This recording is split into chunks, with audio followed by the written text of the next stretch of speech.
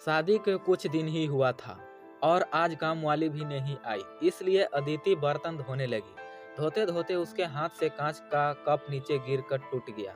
Cup टूटते ही वह डरने लगी कि उसकी सास अब बातें सुनाएगी। आवाज से सास दौड़ती हुई आई और बोली, बेटी क्या हुआ? अदिति बोली, माँ पता नहीं ध्यान रखते हुए भी कैसे मेरे हाथ से कप नीचे गिर गया। सास बोली, बेटी चिंता न कर, कप ही तो फूटा है, तुम्हें चोट तो नहीं आई, और भले ही इसके कितने ही टुकड़े न हो जाए, पर मेरी बेटी के दिल के टुकड़े न हो। मेरी बहू से महंगा है क्या यह कप? और हाँ, तुम्हें अभी यह सब करने की क्या जरूरत है? मेहंदी भी नहीं उतरी अभी तेरे हाथों से। अभी तुम मेरे बेटे के साथ ज्यादा से ज्यादा समय बिताओ और एक दूसरे को समझो। सास ने अपनी बेटी को बुलाया और कहा, ज्योति इधर आकर अपने भाभी को ख्याल रखो, अभी इस घर में नई नई आई है। ज्योति ने कहा, हाँ माँ। सास फिर बहू से बोली, शुरू में तुम मुझे अपनी माँ ही समझना, मुझे भी तुम्हारा दिल जीतना है, सास बनकर नहीं, माँ बनकर। देखते देखते अदिति की आंखों में खुशी के आंसू आ गए, छलछला गई उसकी आंखें और सास के पैरों में गिरकर बोली, मैंने एक माँ छोड़ी तो दूसरी नई माँ पाई, बल्कि आप मेरे माँ से भी ज्यादा ममता मेरे लिए रखती हो। यदि घर में यह कप टूट जाता तो मेरा माँ भी दो बात कहे बिना नहीं रहती। रात को अदिति की नींद उड़ ही गई। रह रह कर शाम की घटना याद आ रही थी। सास के बारे में उसकी जो सोच थी, उसकी विपरीत सास का व्यवहार पाया। उसका भी कसूर नहीं था ऐसा सोचना, क्योंकि उसने लोगों के मुंह से बुरी सास के बारे में ही सुना था। अदिति अपने अतीत में खो गई। उसे फिर याद आया कि कुछ साल पहले उसके इकलौते भाई की शादी हुई थी। मेहंदी का रंग उतरने से पहले ही माँ ने भाभी को काम पर पूरी जिम्मेदारी डाल दी और अपने ही नियम कानून के हिसाब से भाभी को चलने के लिए मजबूर कर दिया। माँ ने भाभी को घर में एडजस्ट होने में जरा भी वक्त नहीं दिया। भैया भाभी को बाहर ले जाते माँ का मुंह फूल जाता और बोलते कि हर समय भाभी के साथ ले जाने की क्या जरूरत है। कभी कभी भाभी को खुली हंसी हंसते नहीं देखा। समय के साथ भाभी ने हंसना छोड़ दिया फिर, और घर में हर रोज झगड़ा होने लगा। एक दिन भाभी के हाथ से कांच गिलास के नीचे गिरकर टूट गया। माँ चिल्लाने लगी कि कितनी कीमती गिलास टूट गया। किसी न किसी बात पर वह भाभी पर चिल्लाती। भाभी भी गुस्से से कभी कभी बोल देती, मैं तो बैठी बैठी खाती हूँ, आप तो खड़ी खड़ी खाते हैं। जब से आई हूँ तब से रोज रोज दो चार जाली कोट्टी सुना दो, तब तक आपको चैन नहीं मिलेगा। कभी मेरे माँ को, कभी मेरे बाप को, कभी मेरा भाई को, मायके वाले को कोसती रहती हो। ऐसे ही माँ और भाभी एक दूसरे के साथ बहस करती रहती थी।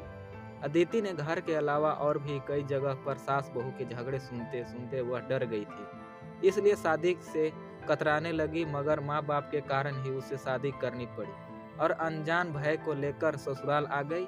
पर आज की घटना ने उसे सोच बदल दी। सब सास और बहू एक जैसी नहीं होती।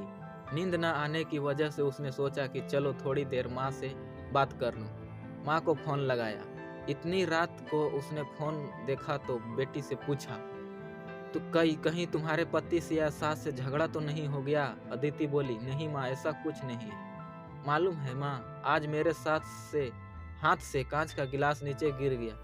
तभी सास आई और मेरे आगे बोलते ही मेरे सास ने बोलना शुरू कर दिया, बेटा फिर तो तेरे सास के चिल्लाने पर तूने अच्छा सा जवाब दिया ना। बेटा कभी भी दब कर नहीं रहना, तुम एक पढ़ी लिखी अच्छी लड़की हो, तुम्हें कोई कमी नहीं है, इसलिए कभी सुनना भी मत। तभी बात को काटते अदिति बोली, माँ अब बस भी करो, मैं अपने दूसरे माँ के खिलाफ कुछ नहीं सुन सकती।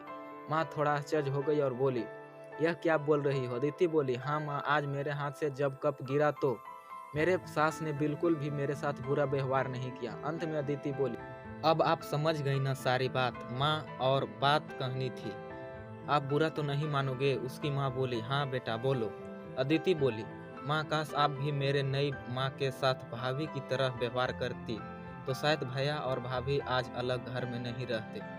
अपनी बेटी की यह सब बातें सुनकर उसे एहसास हुआ कि उसने भी अपने बड़े बहू और बेटे के साथ गलत व्यवहार किया था।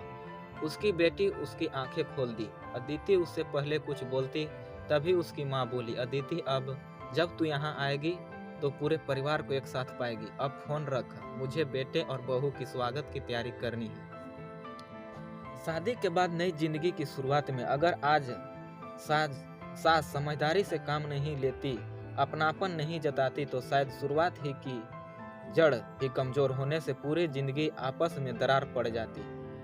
कप को टूटने से कोई नहीं रोक सकता, लेकिन प्रेम को टूटने फूटने से तो हम रोक सकते हैं। कांच के टुकड़े हो जाए पर घर के टुकड़े न होने दें। अपने घर में प्रेम का वातावरण बनाए रखिए, एक दूसरे को समझें, एक दूसरे की इज्जत करें, तो घर स्वर्ग बन जाएगा।